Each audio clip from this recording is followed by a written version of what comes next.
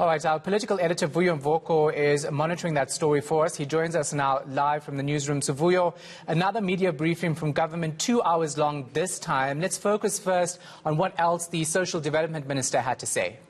Well, the Social Development Minister was really reporting back on the measures that they have put in place to ensure that all the decisions that the Central Command Council made over a week ago are in fact implemented. Now, South Africans will remember that a lot of announcements were made there around a temporary increase to all manner of grants, including, of course, a 350 grant that's going to be given to people who are unemployed, who are not getting any other form of social relief, if you like. She reckons that everything here is in place, except for work around the 350 Rand grant, saying that they still need to do a bit of work on that, but by the 15th, she reckons they will have put in place everything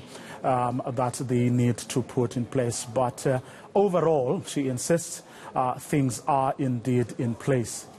And then the minister also commenting on illegal land occupation and evictions during the lockdown period. Of course, we know there's been lots of questions around how this actually works. What's the clarity given? She also reported back on the two portfolios that she's responsible for, water as well as housing. Minister Sisulu really conceding that they do still have problems around water.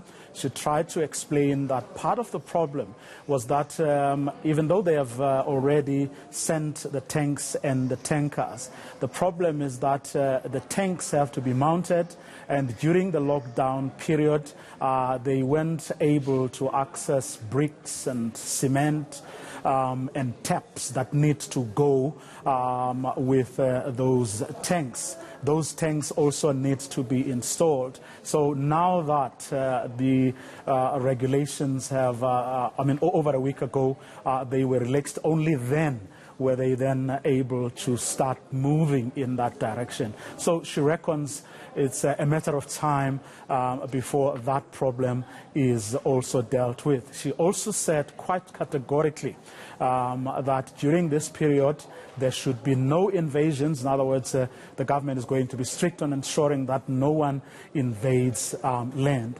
But evictions, which she said are also a problem, those two are actually prohibited. And she was referring here to instances where some farmers and landlords actually kicked people out of their properties. She says that too is prohibited, and government is going to take a very hard line on that.